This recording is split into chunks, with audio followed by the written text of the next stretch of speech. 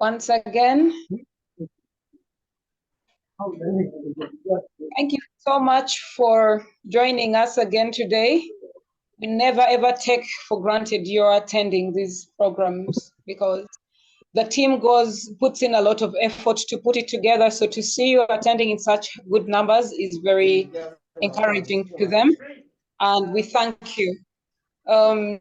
Today, we are going to explore the different pathways of getting into the Royal Institute of Chartered Surveyors.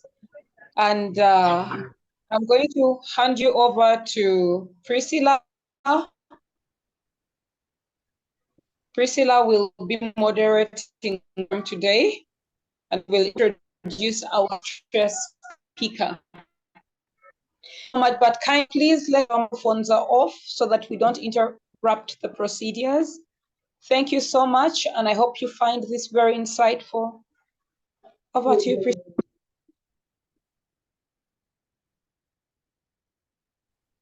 Hello, everyone. I hope you can hear me. So today we are going to have a very insightful webinar session, and our speaker is going to be in person of Mr. Boniface Waweru. He works for the Royal Institution of Chartered Surveyors, that is RICS, as Partner Development and Public Affairs. He is a full member of the Institution of Surveyors of Kenya, a registered valuer, a registered estate agent, and a chartered valuation surveyor. Please join me as I welcome in Mr. Boniface Waweru.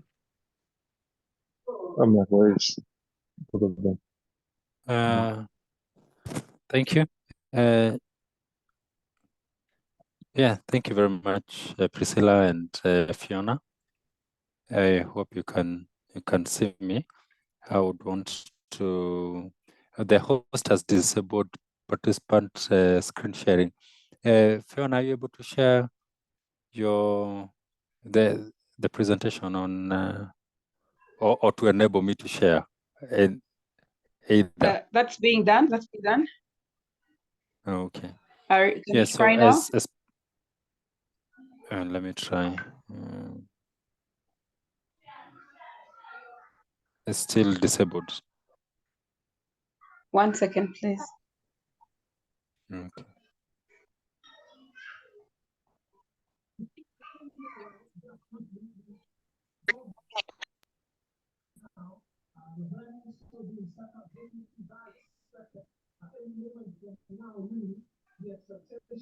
Daniel, your mic is on. Daniel Azuma. Okay. Oh. Oh, thank you.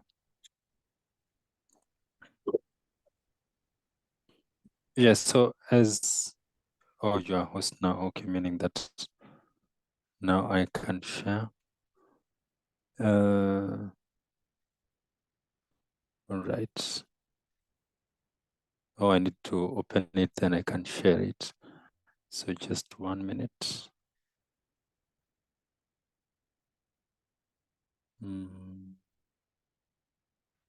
Yes.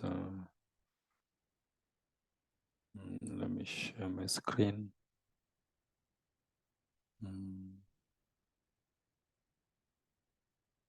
Whiteboard. Here it is. I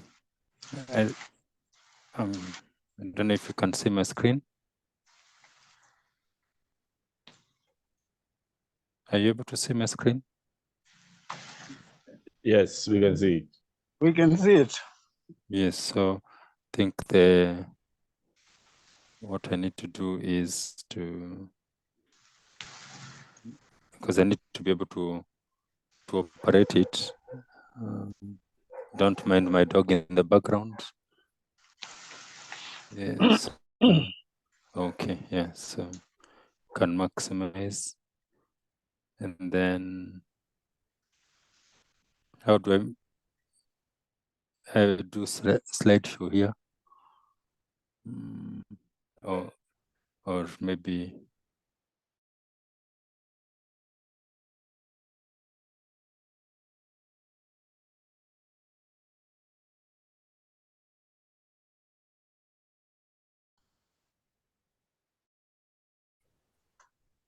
Yes. So, and then, sorry, not that. Sorry, showing the wrong thing.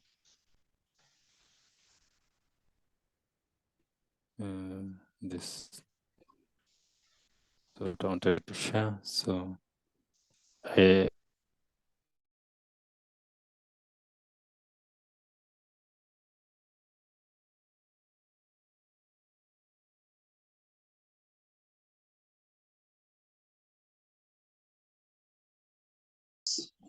Take the file. Okay. Click, get the file, and then start now presenting on the file.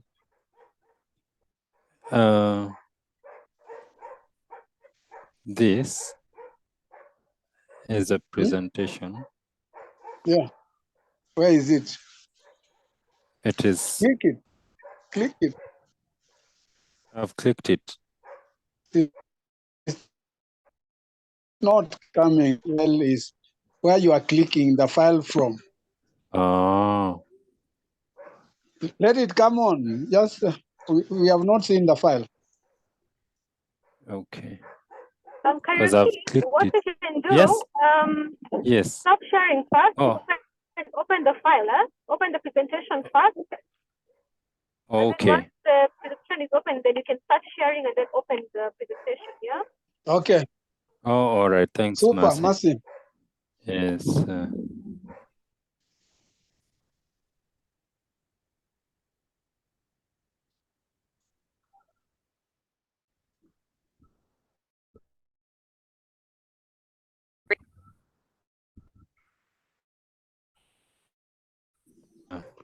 Yeah. So.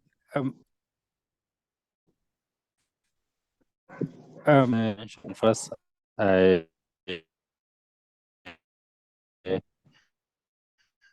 am also a member of the Institution of Surveyors of Kenya and registered value and a registered estate agent. I hope my dog is not too noisy. Can you hear it? Don't worry, we are together. Yeah, so my work, I work with RICS as Partner Development and Public Affairs in Sub-Saharan Africa, meaning that I cover West Africa, East Africa, and Southern Africa, except South Africa. Yeah, so I'm delighted to be here to make this presentation today. Yeah, so at the Royal Institution of Chartered Surveyors, we deliver confidence. Other people deliver chicken and others deliver other things, but we are known to deliver confidence. This means that because we countries, means that if any of our members goes to any of the 140 countries and is looking for someone with qualifications that they understand, they will go for someone who is a member of the Royal Institution of Chartered Surveyors, meaning that they are confident as they engage with that person. That is why we say that we deliver confidence. Everything we do is designed to effect positive change in the built and natural environments. And we have, as I had mentioned, we have members in 140 countries. So we are accredited about 125,000 professionals worldwide, with about 67,000 students.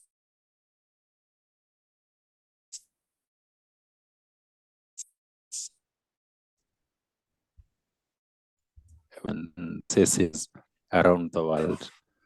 Yeah, so we are really a global body. And we operate in the areas of land, construction and infrastructure, and property. Yeah, so our priorities are mostly urbanization and infrastructure. So we set standards for that will help in better urbanization and better infrastructure. We also set standards for sustainability. We have a standard we call the whole life carbon assessment standard. And we are also into data and technology, mostly data related to real estate. We are also big on diversity, equity, and inclusion to try and ensure that as many women surveyors, as many women become surveyors and remain as surveyors. We are also big on ESG, so which is environmental, social, and governance. And next gen is the next generation of surveyors. So we will be talking to future leaders of AFRES and university students, and just to try and make sure that the next generation knows about the opportunities that are available at RICS. As I mentioned, that we have professional standards, and these standards are a consequence of globalization. Market efficiency requires market consistency, transparency, and comparability. International standards are the backbone. I think how I can describe international standards in layman's language is for example, if you are a football fan, the way football in Kenya, the way it's played in Nigeria, in Ghana, in the UK, in the other than the US, of course, they have their own soccer. Yeah, but it is the same standard. So it is the same rules that apply, meaning that you are able to, as a footballer in Kenya or in Uganda, you can still go and play football in the UK or in another country, and you have seen that. The same thing even with athletics. So because of globalization, it is important that we have standards so that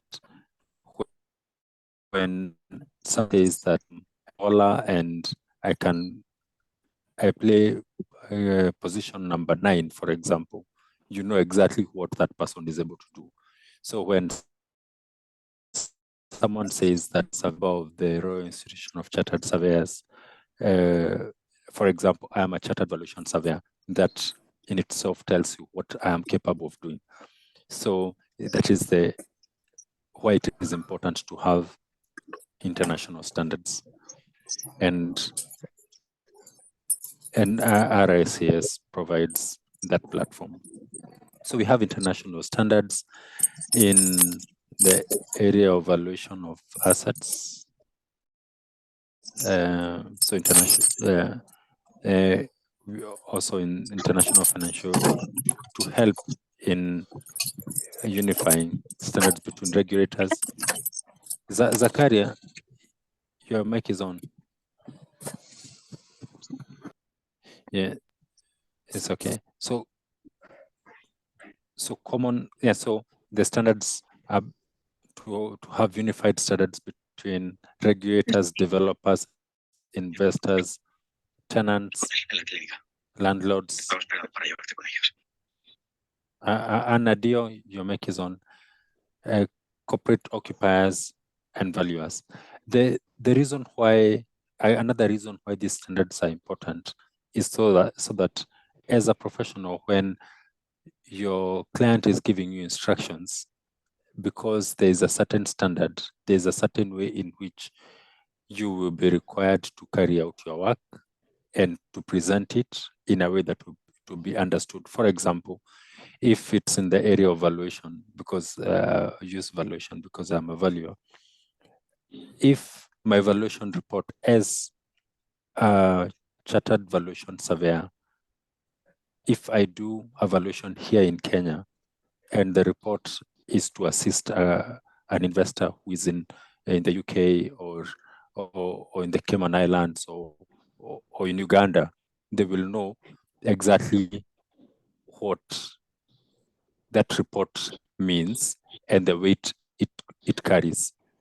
So you find mostly the companies, like in the valuation field, the companies that have members of RICS, they get a lot of clients who are regulated, maybe because they are listed in a stock exchange or something like that. Because if, for example, a company is listed in the London Stock Exchange, in the New York Stock Exchange, and also in the Nairobi Stock Exchange, or in Tokyo, whichever stock exchange, then one report that has international, that is done to the international standards will be sufficient. You will not need to have multiple reports and to help in decision making. So these standards unify all the stakeholders. We are big on ethics and code of conduct.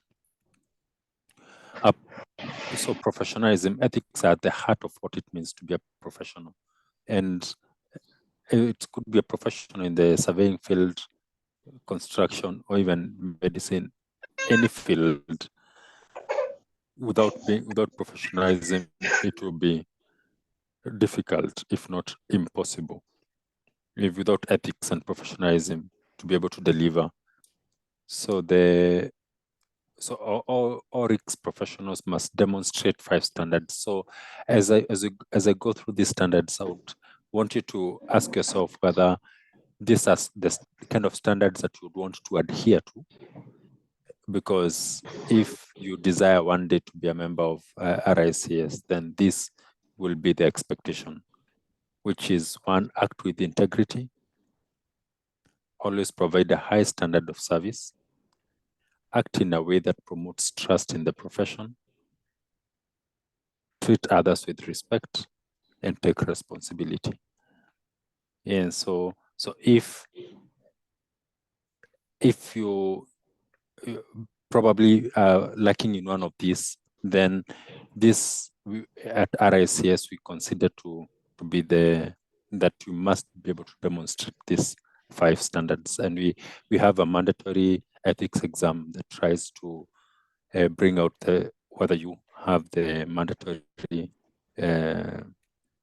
standards, professional standards. Yes, so our rules of conduct and global ethical practice, they protect members from complaints. Yeah, so when you are a member of RICS, you are protected from complaints because you are abiding by those standards.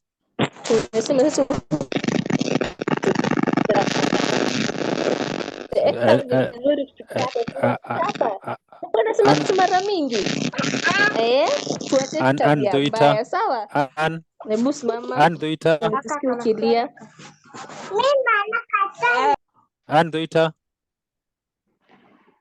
Yeah, so sorry.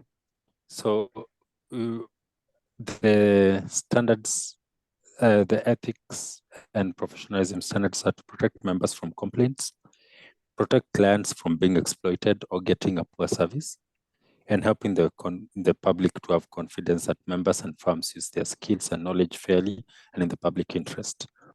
Yeah, so you might find other places where there are rules or certain expectations that are tailored towards or skewed to help one party, maybe to help the professional but not the client, or to help the client but not the public. But we look at professionalism and ethics as wholesome, so that our members are protected, our clients are protected, and the public is also protected. So we assess professional competence through APC assessment using online training, a case study, and multiple choice assessment. So APC is assessment of professional competence. Yeah, so this is just how we as RICS assess. So there'll be online training, a case study, and multiple choice assessments. So the rules of conduct and global ethical principles. Near Zoom program, So they set RICS professionals apart. Setting RICS professionals apart is not only our technical expertise, but also the standard of ethical practice that we support and enforce across the profession. So it is important that we are able to that RICS professionals are I mean, having that RICS qualification sets you apart even in the market. We have several levels of membership. We will focus on these three, but there's also a fourth one. I'll start with the fourth one that's not here. It's student membership. So, and we'll talk about it a bit later. But the student membership is free for university and college students who are pursuing a course in surveying. Then once you have graduated from the university and you've worked for 1 year, then you can become an associate member of RICS. And then with 5 years of experience, you can become an MRICS, a chartered member. And then the fellowship is given because of the contribution that you have given to RICS. So it's mostly given to MRICS. And so you do not do extra exams for that, but the ones that you need to do exams are either for associate RICS, if you have either. So for associate, these are the routes to membership. For associate RICS, you need 4 years of experience, relevant advanced diploma plus 2 years experience, or degree and 1 year experience. I think it is important to point out that you might have experience, but you have no degree or diploma. You can still become an associate RICS. You will sit exams. If you pass the exams, then you can become associate RICS. There's actually a gentleman that I know who does not have a degree, and he is now a fellow because he got the experience, he did the exams for member, did the exams for associate and for member, and is now a fellow. So relevant advanced diploma plus 2 years experience. So if you have a diploma and 2 years of experience, we still have a chance for you, and a degree and 1 year experience. So the RICS accredited, so for MRICS, you need a RICS accredited degree plus 5 years of experience, 0 to 5 years of experience, or 5 years experience, and or any degree. So if you have more than 5 years of experience, if you have more than 10 years of experience, then you can become a member of RICS through the senior or professional specialist route. Abdul, your mic is on. Yeah, so you need 10 years of experience. If you have 10 years of experience, or you are in senior leadership and management position, or academic or specialist position. So if you are a lecturer, for example, you can still become a member of RICS through the academic route. Or specialist position, you find there are some people who have specialized in maybe, for example, in the field of valuation, like machinery valuation or hotels valuation. You can use that route to become a member with a degree or no degree. You just need to be able to demonstrate that. Yeah, so there's a way in which RICS is able to help post-enrollment. So once you have enrolled, there are workshops like there's a workshop for how to get started, question and answer drop-in, case study and competencies. Muzamilu. Yes. Yes, your mic is on. Yeah. So yeah. I've just joined it, so I haven't followed much. I'm still following. Okay, please mute your mic. Okay, let me just do it. Okay. Yeah, so we have we have workshops for the different stages, so that you get support when you're doing the exam. So as I had mentioned, that the student membership is free, and it's for those working towards a professional career in surveying, or those ones who have just completed a course within land, real estate, construction, and infrastructure. Then we have the RICS matrix, which is a networking and support group within RICS, especially for students, apprentices, trainees, and those newly qualified. This means that once you have qualified, we do not just leave you. We give you an opportunity for you to be able to interact with others, to network. We currently do not have a RICS metrics group in Kenya, but we are hoping to have one.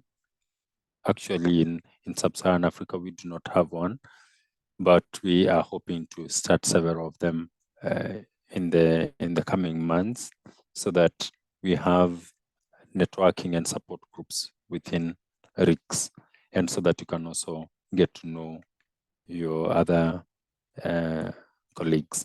So RICS Matrix, the purpose is to provide support and personal development to new members entering the profession. It is to inspire the next generation, provides networking and business contacts, ensures development, promotion, and growth of the Royal Institution of Chartered Surveyors. I think on this part of business contacts, I wish to just share a small story. In a few years ago, I became a member of RICS in 2019, and in 2020, there was COVID, so nothing much was happening. But in 2021, I attended several interviews, and because I was looking to change jobs, and what I realized is there were very few RICS members, especially here in Kenya. So any position that would require a valuer who is a member of RICS would still find the same faces. So, and would be happy if this one gets, because then it means if we are 5 now, the competition is lower. Now we'll be left as 4, things like that. So the RICS matrix helps you to be able to know what opportunities are there. Then we also have the RICS Recruit, which gives career advice for surveyors. It is a leading source of surveying vacancies within the construction and property, land and property sectors.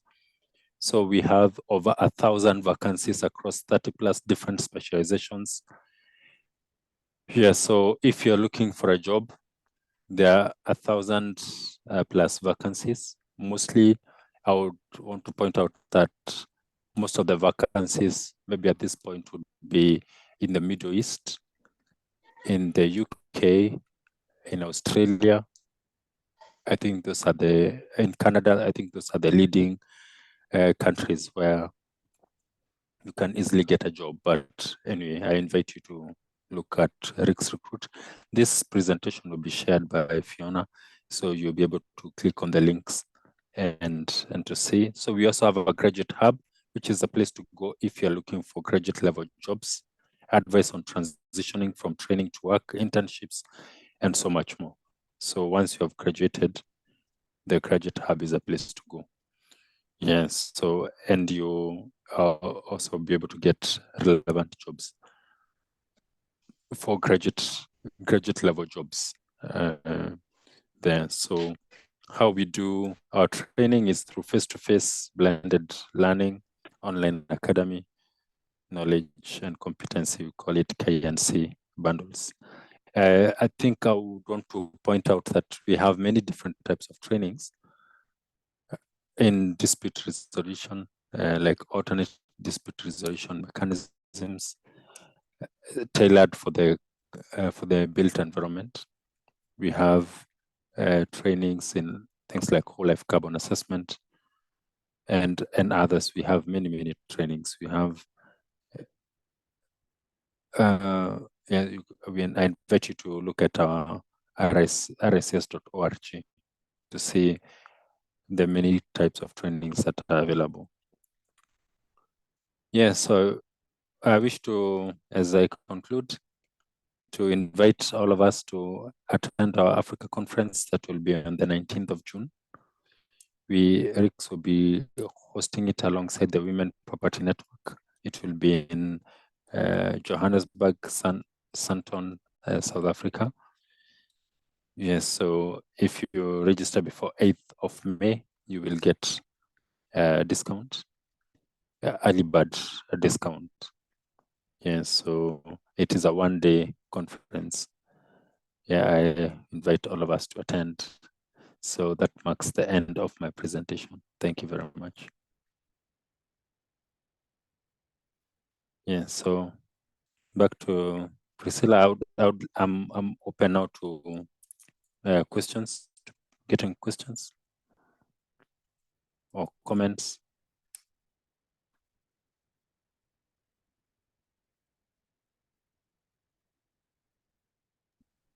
Thank you very much, Mr. Boneface Baweri. That was a very nice presentation.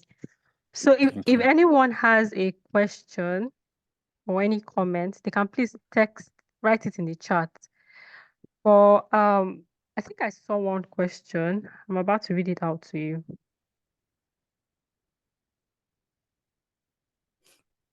Oh yeah, I've seen one question here. Is it possible to qualify with a combination of 2 or more specializations, e.g. evaluation, facilities management? If yes, what is the procedure, or it's restricted? I actually know, this is George Kalino from Malawi. George, I think we have actually spoken in a different forum.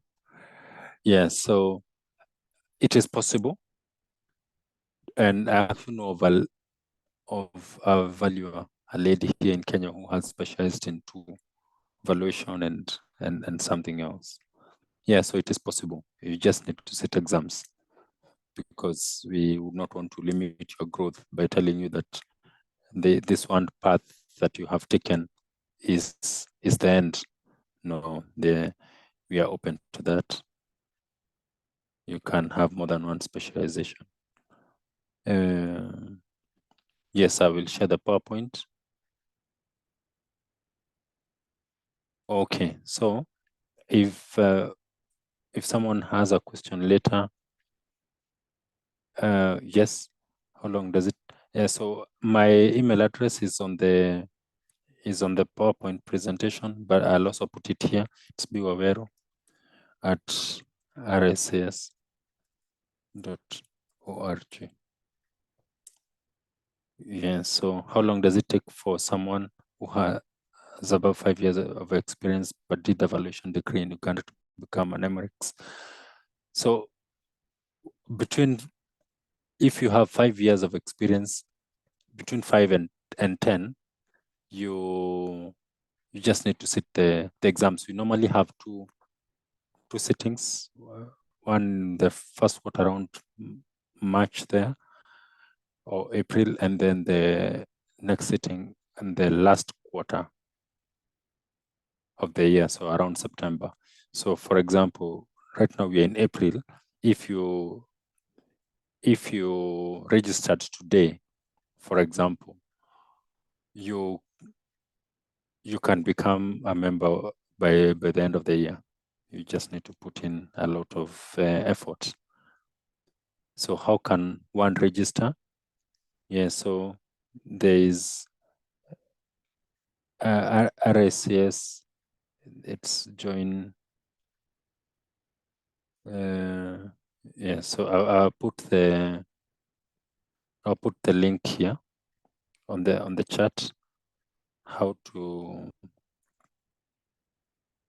join? How to become a member of RICS, but also feel free to send me an email. Yeah, so that in case you need more guidance. You also need a counselor. So if you have anyone that you know who is a member of RICS, you can reach out to them. If you do not have a counselor, you can still talk to me. I'll see how I can be of assistance.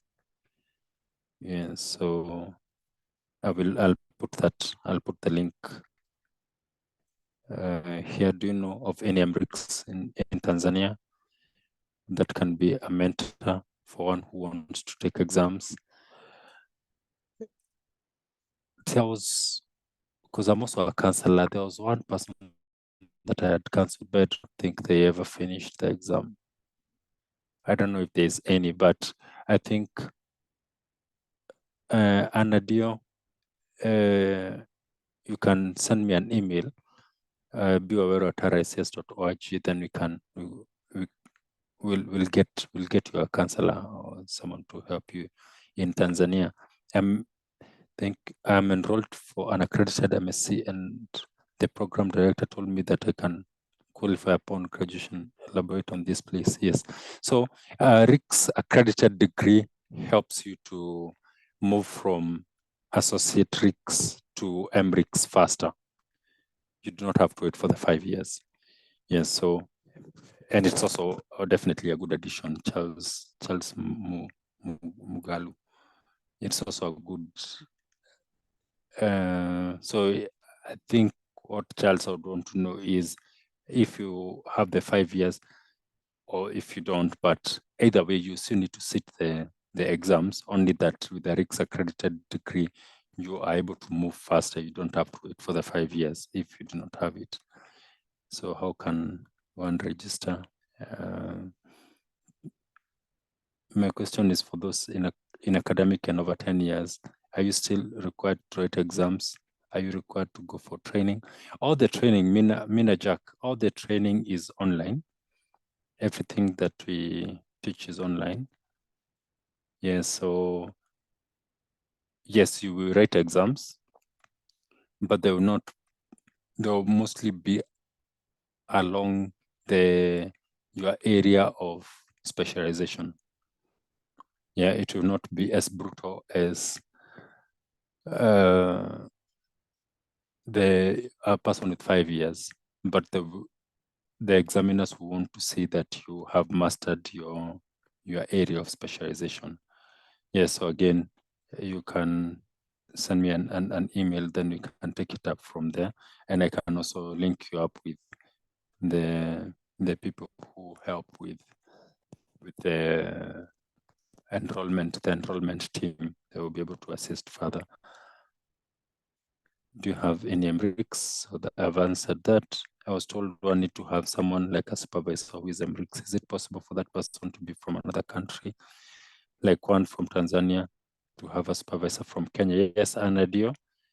Yes, I've actually cancelled supervisor in RICS. It's called a counselor. I've cancelled students I have one in Malawi. I have, I think, one in Uganda. I have several in Kenya. Yeah, so it is possible. There are really no boundaries. How is experience measured? So JADO frontman, you will be required when you're registering, you'll be required to share your CV so that they see if you actually have the experience, because you might have graduated 5 or 10 years ago, but you probably went to do something unrelated. So they would want to see that you have the experience. But that, you know, where I come from, we do not know to pronounce a name with R and L. Yes. So how can I reach you, please? Yeah, so I'm Boniface Wawero on LinkedIn and bwawero@rics.org. I've shared it in the chat, my email.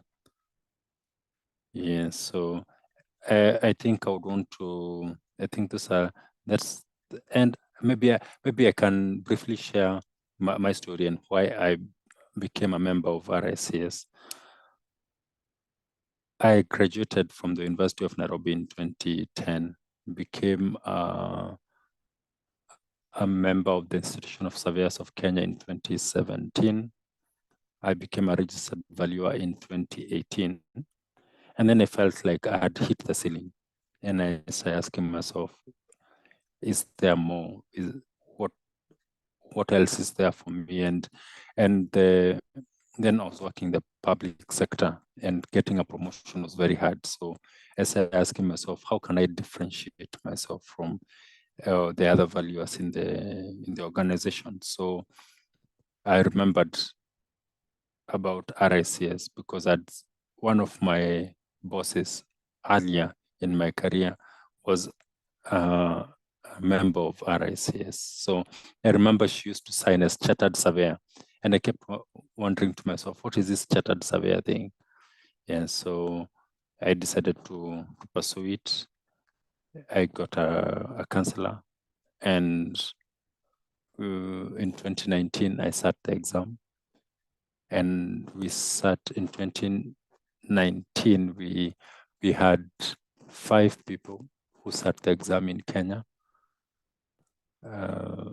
So the first sitting had 3. Of the 3, 2 passed, 1 redid the exam later. And in our sitting in September, both of us sat and passed. Yeah, so I used to, yeah, so when I got RICS, then I started thinking, okay, now the world, I can conquer, like the Alexander the Great, wanted now to conquer the world. Yeah, so, and that gave me confidence. And I remember in 2021, because not 2020, it was COVID, so companies were not even hiring. So in 2020, actually towards the end of 2020, I got companies that a HR who reached out in my LinkedIn and asked if I would be interested in a director position. Where I was working as in government, I was not even close to the position of a director. So I was wondering, there's someone here who wants to give me director position. And I went for the interview. But I remember I was asked one question, how compare different markets. So I had only done valuations in Kenya. So I said I was comparing 2 sub-markets in Kenya, but then there was a gentleman who had done valuations, was a member of RICS, and had done valuations in 10 African countries. And that company wanted to expand into Africa. They had just gotten funding from the London Stock Exchange. They're just listed and they had a lot of money and they wanted to expand. So definitely they gave him the job.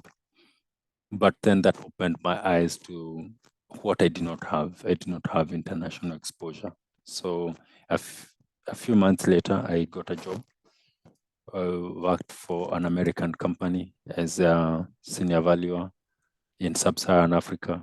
And I managed to do valuations in 6 African countries. And then I felt, okay, I think this thing is actually making sense for me.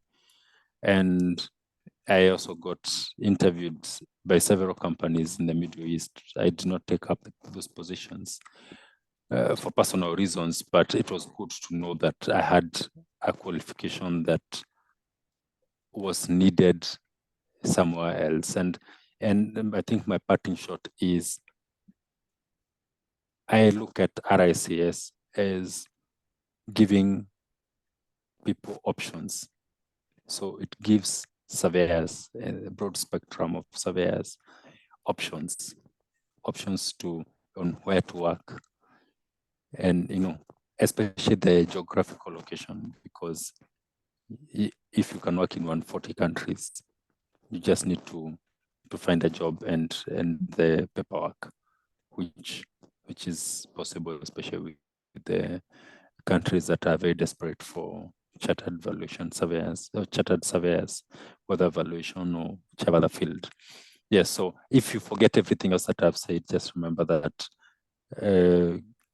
being a member of RICS will give you options. Yeah, so I think that that is the end of my speech.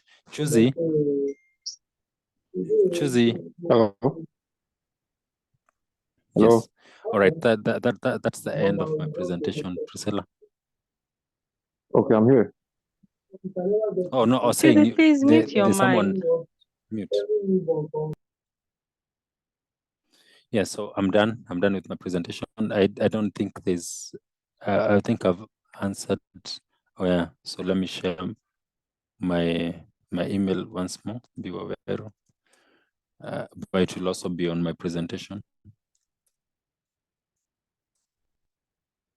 Yeah, so I've shared my email address again. So Priscilla, over to you.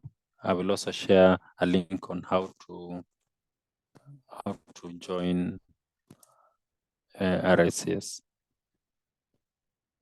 Yeah, so over to you, Priscilla. Thank you very much for this insightful webinar. Thank you very, very much. So in the absence of any further question, I think we have come to the end of this webinar. Thank you everyone for joining. Thank you very much. All right, so let me put that link on how to join on the chat. And so and again, thank you very much for having me. And I hope that we will be able to continue this conversation.